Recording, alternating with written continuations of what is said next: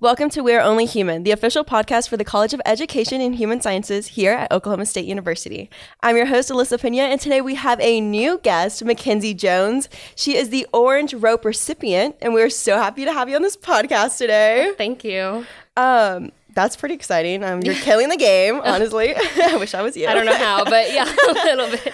I guess we can just start off by you telling us your background. Where'd you come from? Yeah. So originally I was born in Tulsa, Oklahoma, so an hour or ish from here.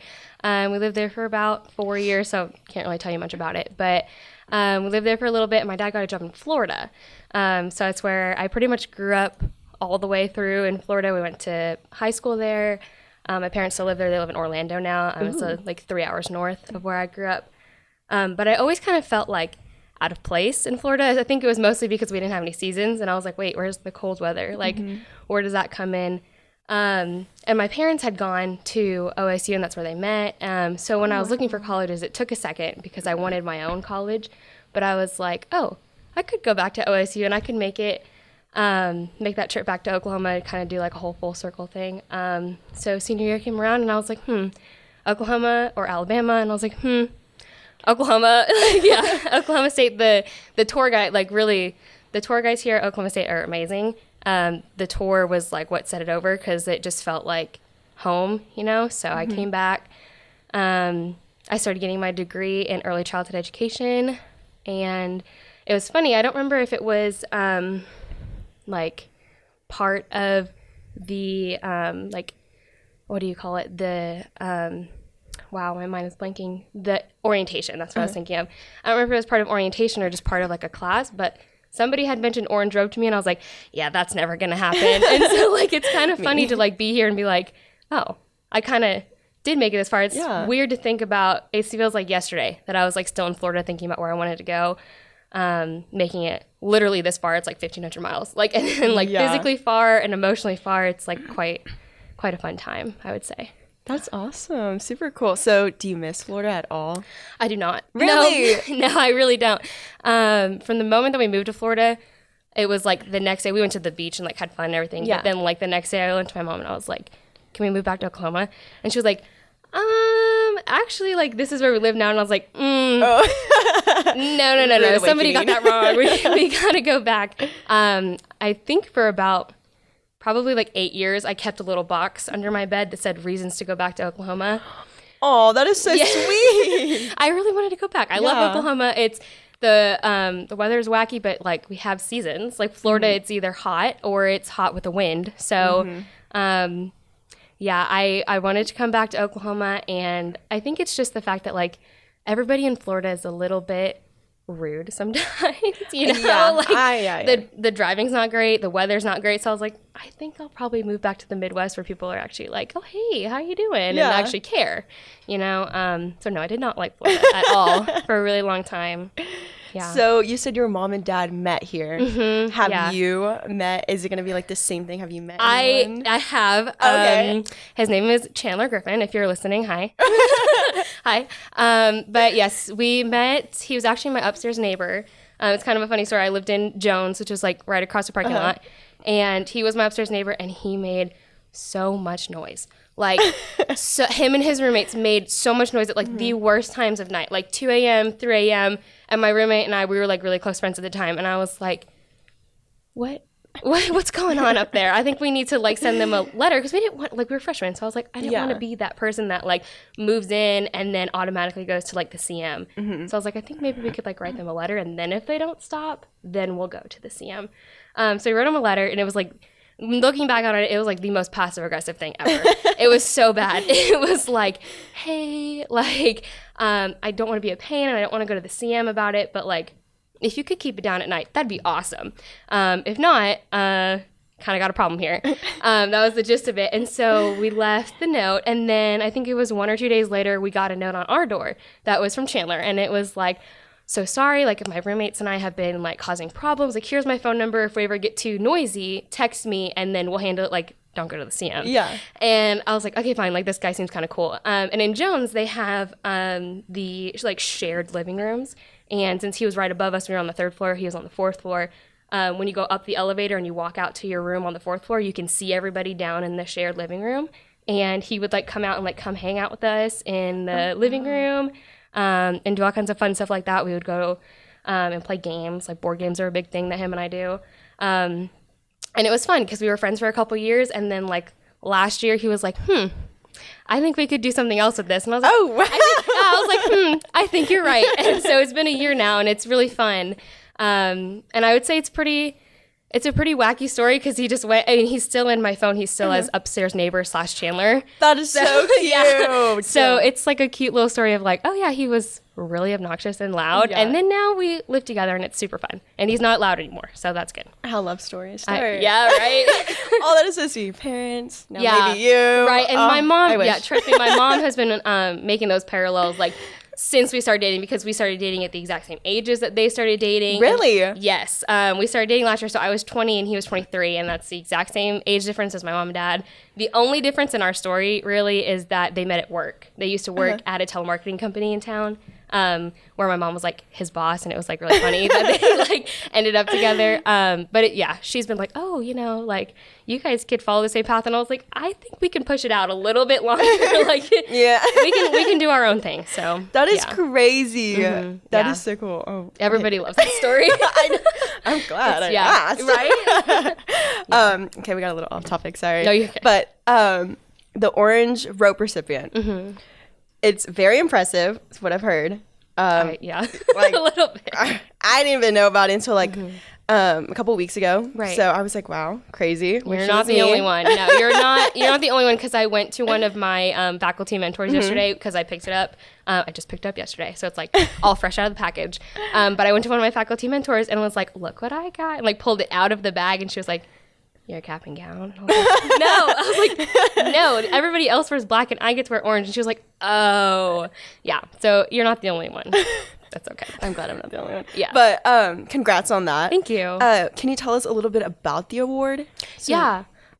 So mainly the award, I think they pull from Seniors of Distinction / Seniors of Significance. So Seniors of Distinction is like where the college picks the seniors that they think best represent them. Mm-hmm. And then you can be nominated to apply for Senior of Significance. But Senior of Significance is across campus.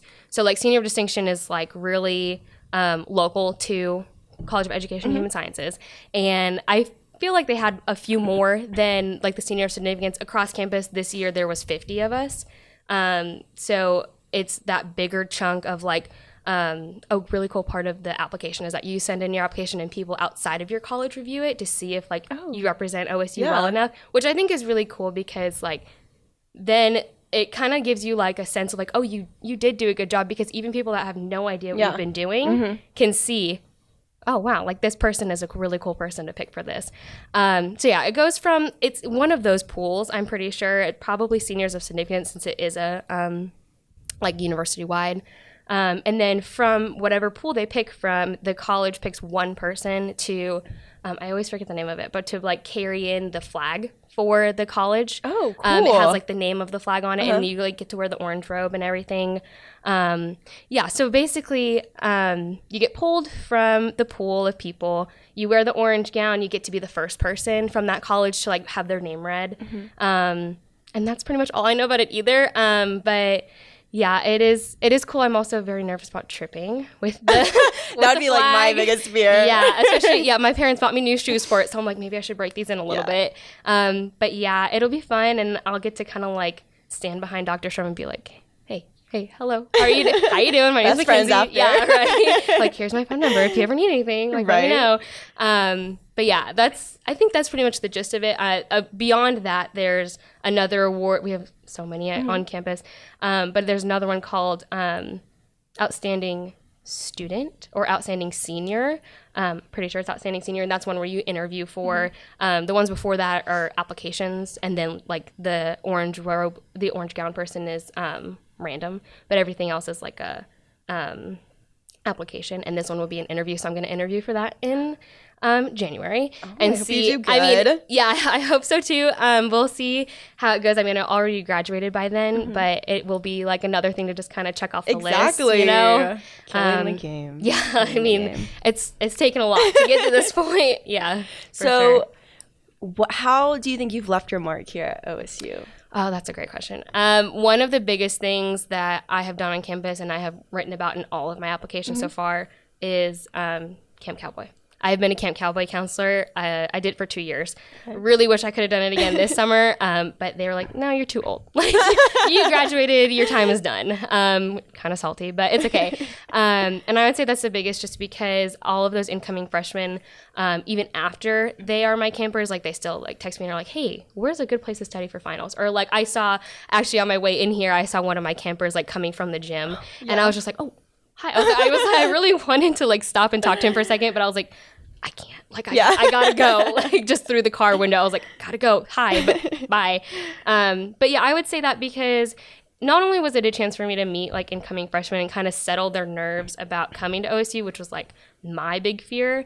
I got to help other counselors grow in their space as counselors, and some of the ones that I helped give advice to when it was like their first year this past year, like they've gone on to be directors of Camp Cowboy and like be in charge of it. So I'm like, it's, even though it's not something that like I have done, like watching them grow in their space and become a head wrangler or the director of programming, anything like that, it's just been like a nice like treat to be like, oh yeah, I was part of that. Because they would come up to me and be like, everybody knows that you're just like a counselor to watch for. What do I do? And I'm like, yeah, it's not that hard. Like, it's okay. But it definitely is something. And I mean, I can't even tell you how many people it has been, because like each group is up to like 20 people in a camp, like small group. And then there's all those extra people that you just kind of like make a good impression with when you're checking in, and they are like, oh, that person's goofy, I'm gonna go keep talking to them, you know? So I feel like I've had a pretty big impact on campus just from that, just because I've connected them to a lot of resources on campus. Like, they come in, I mean, I came into OSU, I did go to Camp Cowboy, but I felt like I was like, whoa, what do I do? And I just kind of connected them to all of those, like the Math Learning Success Center and the LASSO Center, like all those things that can help them to become a senior of significance or a senior distinction, to kind of carry on that legacy of OSU and like do all that. And it's just a fun time. So I did really enjoy that. It was a very nice chapter in my life, and I'm kind of sad that it's over. But I think that's probably the most impactful that I've been on campus. I bet it was impactful, because unfortunately I didn't get to go to Camp Cowboy, but my friends did, and they talk about it all the time. Like, all the time. It's kind of like, once you're a part of Camp Cowboy, it's like a personality trait. Like, everything is tied to like, oh, do you remember like this person's wedding? It's like, oh, was that after Camp 3 or Camp 4? And like, you know, you kind of just go about and you're like, oh yeah, when I was at Camp Cowboy and we went to the ropes course, we did this and this and this. And like, so it just kind of is always worked into your conversations, even if it's not relevant. We love to talk about Camp Cowboy. Anybody who's ever worked for Camp Cowboy will tell you that. We just love our job when we do that, and it's a fun time for sure. No, I'm sure. Especially, you think you didn't make an impact on those students, but you definitely did. Like, some way, somehow, you said something in it. Yeah, and I mean, not all of them are obvious impacts. Like, there have been times where I have comforted students of like they are really nervous about being away from home for the first time. Like, a lot of them are from small towns, so they don't kind of understand how to be on their own and do things for themselves. So I mean, I have sat and comforted students for like hours at a time. So like, those are like my more obvious ones where I'm like, oh yeah, like you didn't drop out yet. So like, you're still here. I think we're doing okay. And then there's those other ones that text me and they're like, oh, any advice for my Camp Cowboy staff interview? Because you really made an impact on me, and I really am inspired to be a Camp Cowboy counselor. Wow. What advice do you have? And I just like sit there and I'm like, that's so cute. Like, oh, okay. Like, I feel like a mom sometimes. I'm like, oh, my little ones are growing up. Right. Yeah. What else have you done around campus? Oh, that's a great question. I'm curious. On campus, I have been the treasurer of Early Childhood Education Club. So it's like my major club. We did that for a little bit, like the girls and I. In my program, we have blocks. So we all move in the same classes at the same time. Okay. And then we all graduate at the same time. There's only 5 of us. And we've kind of become like this little tight-knit group. And so when we did the club together, like 3 out of the 5 of us were officers. And it was just like a really fun time to kind of connect people on campus to resources outside. Yeah. We did a good partnership with Wings of Hope, and we did a resource drive for them. So that was a lot of fun, just because that's one of my main drives is volunteering. I've always been a big person to volunteer. In high school, we had a kind of like the Orange Cord on campus. It was instead of 400 hours, it was 500 hours. Wow. Yeah, but I did it. Like, I figured That's out great. somehow how to do it and squeeze it into like my senior year because, I waited to the last minute. But it's been a big drive of mine, and so I did that. And another thing I did was Human Development and Family Science Club. Super long name, but again, major related. And from there, like, that was another club where we kind of connected to service in the community. Our big claim to fame is that we put on the Walk to End Alzheimer's every year in Stillwater. And we started that here when I was a freshman. So it kind of has felt like I have been like a big part of that. So I kind of worked from there instead of just jumping from a member to an officer like I did in ECE Club. I went from a member, then I was the secretary to the vice president to the president / all these other roles, like all these extra things to check off the list. And from there, I mean, we've done like the Walk to End Alzheimer's, we've done resource drives. We've worked a lot with Big Brothers Big Sisters. And that's another organization that I'm involved in. It's off campus though. So, I mean, like, you can't really see the impact as much, but I do spend around like an hour a week at the minimum with my little sister in town.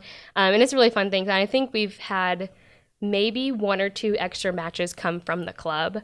So that was fun to like kind of see the program like kind of stay alive with the matches from people that we were working with. But those are my main 3 was Camp Cowboy and then the 2 clubs. I did spend a lot of time in those clubs, like a lot of organizing. Camp Cowboy was over the summer. I did work as an SI, like a supplemental instruction leader, for statistics, which was quite an interesting little chapter because I wasn't too confident in my statistics skills, and then they emailed me. Well, because the main requirement to apply, like you have to have like the invitation email. The main requirement was to have an A in that class, and I've been trying really hard to have an A in like all of my classes. So I was like, okay, like I have an A. But I'm definitely going to have to spend time over the summer or what I think it was winter break, like making sure I know these skills.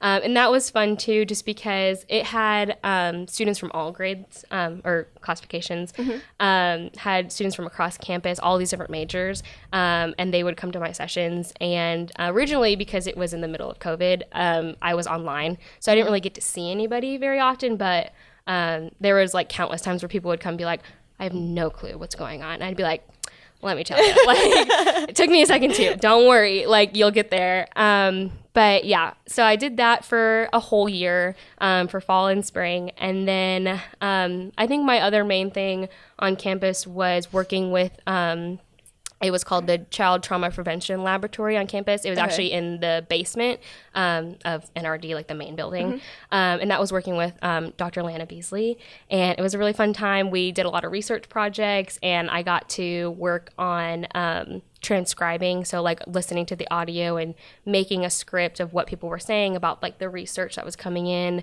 And then from there, I worked up to being a cross-checker, which is somebody who goes and checks everybody else's transcripts to make sure that the audio is 100% what the script says. Even sometimes it got a little tedious because it was even like the pause for this, silence for this second. That sounds tedious. Yeah. It did get a little tedious. It was fun just because it connected me to a lot of fun people around campus that I probably would never have met because our major is so kind of like secluded. Like we are in the first floor of NRD West, and like we don't really extend out into human sciences once you get to a certain block. So working in the lab, it was a lot of fun because I met people who were like psychology majors, and like psychology is really fascinating to me. So I got to like pick their brain about things like that. And I mean, I feel like I've made a couple connections with them that probably I can lean on them if I ever need something. One of them actually works with Chandler at his work. So it's fun because they remember how much I put into that. Yeah. Usually you can do it as like a one of those variable hour courses if you need like an elective, or if you want to just get like credit for doing research, like you could do that. I did it as strictly volunteer because I had worked with Dr. Beasley before as a freshman research scholar. Like there was a project at the end of the semester where you had to kind of get a faculty mentor, is I think how they put it. And somebody had told me about what Dr. Beasley was doing with like like the psychological impacts of foster care and like connecting children in foster care to early childhood services. I was like, that's perfect. Like, that's like my two passions in one little lab. So I had worked with her, and she was just like, you could stick to the lab. Like, you can just kind of join the lab. And I was like, wow. okay. Yeah. So I did that. I think it was 2 full years. I worked over the summer and everything. It ended up being over, I think, 260 volunteer hours. Wow. Yeah, it was a lot of time well spent, because I did learn a lot from Dr. Beasley, and I feel more prepared if I ever want to write like a research grant for my classroom or something like that. And I'm trying to think, but I think that's pretty much it for on-campus responsibilities. I'm sure I'll leave and be like, oh wait, I forgot about that. But it always comes to you like when you're leaving, you're like, oh yeah, definitely. But I do feel like I've had a nice little reach in a lot of different little pockets of campus, mostly human sciences related. But I mean, SI, Camp Cowboy, like I kind of spread my wings a little bit, Well, MacKenzie, no wonder why you were chosen for all of this stuff. You obviously doing amazing things. Well, and it's funny because I never actually thought I was going to get it, because somebody had mentioned it at some point when I was starting out, and I had seen like the breakdown of the different awards you can get, like like the top 10 freshmen and all that. And I had set personal goals, and I said I want to be a top 10 freshman. I want to be a senior of distinction and a senior of significance, and I would love to be an orange gown person. Probably not going to happen, but I would love to. And the end of freshman year rolls around, and you start applying sophomore year for the top 10 freshmen. I didn't get it. And I was like, oh, okay, like maybe I should do a little bit more, be a little bit more involved on campus. Kind of like sparked all of that, like reaching out around campus. And, like time went by, I really stopped thinking about those goals. I just kind of just put my head down and worked through it. And I eventually got to senior of distinction. I was like, this is awesome. Like I get like something, like finally, because I feel like there's been a lot of times where I'm a little extra, I do a little too much on the assignments. I write an extra page, or I'm too specific, like I just kind of always wanted to have a little like extra. Yeah, I know what you mean. Yeah. And in my head, I just really wanted to like earn my degree, because you go through high school and there's like the times you're like, I really don't want to do this assignment, like copy from a friend or whatever, and you kind of just, or you didn't even have to study at all and you just wing it and you somehow get it. But I like through college, I wanted to stand there at graduation and feel like I actually worked my butt off and like made it here, and I like paved my own path. And so that's what I was trying to do all those years. And so it kind of, once I skipped over top 10 freshmen and like didn't hit that benchmark that I had set for myself, I was like, okay, maybe like got to do more. So I just kind of focused on that, got senior distinction, applied for senior significance, like went to the workshops, went to the professors that were like, I'll help you with your application, and was like really nervous about it, and then got the email and I was like, finally, like that's awesome. Amazing. Yeah. And I had always wanted to be the orange gown person, but I always figured it would be somebody that was like really like important, somebody like, I mean, when we were going through the senior of significance like award ceremony, and they were talking about everybody's major, what they plan to do next, what they have done already, you could have like 5 main highlights. I mean, somebody's was an intern at NASA, and I was like, wow. Okay, like I'm an elementary school teacher, like okay, I don't know how that really like levels out. So I was convinced that it was going to be somebody else that like in society seems like a kind of like higher up place, like it's something that people stop and are like, wow. And it's like when I talk about like my placements, like obviously like making an impact on the children and everything, but you really won't see that for a couple years. And it just, we're in that place in society where teaching is really iffy and people are just like, whatever. But I wanted to be one of those people that was like, when you tell them what you do, they're like, wow, like you did that. Yes. So I tried really hard, and I got that email and I read it like 5 times. I was like, okay, you have been selected for the orange gown representative. No, got to read that again. Like, no way. It's a shock. It's yeah. I made it, obviously. Like, crazy. Print that out, put it on the refrigerator. Yeah, I was shocked. And, like, yesterday I went to pick it up, and I like, had it in my hands, and I was like, oh, this is real. Like, this is actually, like, happening, So, yeah, I was really excited about that. That's amazing. You're going to do great things. Thank you. So, after college, what do you want to do? What's your dream job, and like how are you going to impact the people you work with? Okay, yeah, great question. Like, I'll try to answer that really well. First, we'll go step by step. So first, graduating in December, obviously, which is like a little bit over a week from now, which is kind of terrifying. Crazy. But I am part of a 4+1 master's program for early childhood. So instead of like graduating and then applying for our master's and then taking like 2 years, it started last semester. So it starts when you're an undergrad, and then you just tag on like an extra year, and then you're done with both degrees. Okay. So next December, I'll have my bachelor's and my master's, it's been fun. Like, we've been seeing all these different program models and learning about all these different theories. So first, I'm going to finish that. Like, I'm going to be done in December. After that, I really hope to get a teaching position somewhere close by. Okay. Just because, I love Stillwater. Like, Stillwater is so fun. You could just literally say hi to anybody and be good to go. And, OSU's close by. I can go stop at a game or something. So somewhere close by would be awesome. I can teach anywhere from like any kind of daycare up until 3rd grade. Okay. My goal is 2nd grade. 1st and 3rd are really big content years because you move in from pre-K and kindergarten of like, let's learn the alphabet, let's learn our numbers, let's kind of like get you used to school. Then you jump into 1st grade and it's like, okay, these are syllable types. These are how you structure a sentence. Like, all these, like, okay, we're in school now. And then 3rd grade, the state testing and all of that's coming out. So 2nd grade's a really good like review year. You kind of like take a break from learning new content and you review what you've learned in 1st grade to get you ready for 3rd grade. So 2nd grade would be awesome. I mean, there's not a grade that I'm able to teach, like I would be certified to teach, that I wouldn't want to. Kids are fun, like especially when they get older. I mean, I joke with them all the time. Like right now, I'm a student teacher in pre-K. So I joke with them. They don't always understand what I'm saying, So 2nd grade would be fun because they get sarcasm and they get jokes and they can do it back. I was going to say, they might give you something back. Yeah. And it's really fun. Dream job is like a really hard question to answer because there's so many opportunities that I just want to be a good teacher is my goal. And I want students to leave my classroom with a love of learning. That's like a big goal. It can be really hard to accomplish.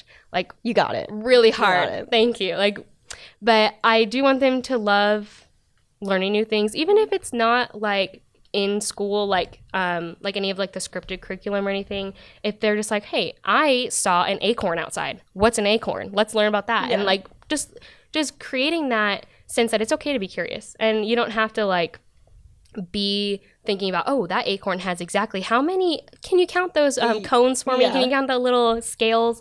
No, like I want them to have fun with it because they're going to get to a point where school is just so much work. I mean, going through college, like there have been so many times where I'm like, okay, like, I'll do it, sure. But I just want them to have fun. And a dream job probably would be working in a school where I can see that I'm making a difference. Like you have those kids come to you, they've already been in school for a couple of years, they come to you and they're like, I don't want to be here. Like I don't want to be learning about measurement or something, like something random. I don't want to do that. I don't want to be here. Those kids that are like really resistant and working with them and being consistent and like, I mean, there's going to be hard days. Like there's no question. If student teaching has taught me anything, there's going to be hard days.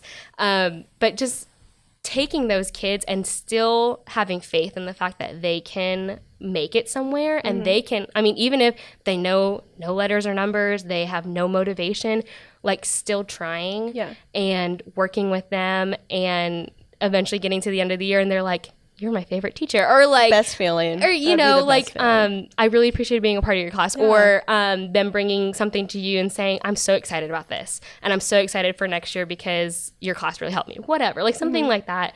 That would probably be a dream job where I can see that, even if it's just like one student a year. That would be amazing. Any kind of school that needs a little help with community outreach, that would be a fun job too, just to kind of work with parents and families and get out there and see like what's going on in the community and making it actually reflective instead of having like instances where we're kind of just teaching the same thing across like a certain amount of like states or like countries or whatever, and we're teaching the same thing, like actually having it be reflective of what the students are going through and what they're experiencing at home. That would be amazing. But I mean, there's no like internship at NASA or something, you know, that I'm like really hoping for, you know, just something where I can like just get in there and do some work and like have people recognize that I did work. That'd be fun. That'd be awesome. Well, you're obviously going to do that. You're going to be a great teacher. Thank you. Just by talking to you, I'm like, oh my gosh, if I was in your classroom, I'd be like, oh my gosh, thank you. You know what I mean? Right. You're going to do it great. And thank you. You're literally bright. You're like, look at all you've already accomplished. Like, it's crazy. Yeah. There's a long road ahead, though. Yeah. Like, I mean, I'm only 21, so. But I mean, you're obviously what you've accomplished now, you're just going to keep going from there. Right. So it's going to be That's amazing. the hope, at least. Yeah. You will. But I think that's it for today's show. And I just want to say thank you for coming on. And I hope you do amazing things in the future. And I know you are. So well, thank you so much for having me too. It was a great opportunity. I read that email too, and I was like, what? Like, sure, I'll do that too. Like, tack it on the list. So yeah, thank you for having me. And it was a great conversation, really. I feel like hopefully the listeners like it. So we'll see. They will. Thank you again. Yeah. Well, that's it for today's show. Thank you for joining us today, and stay tuned for the next episode of We Are Only Human.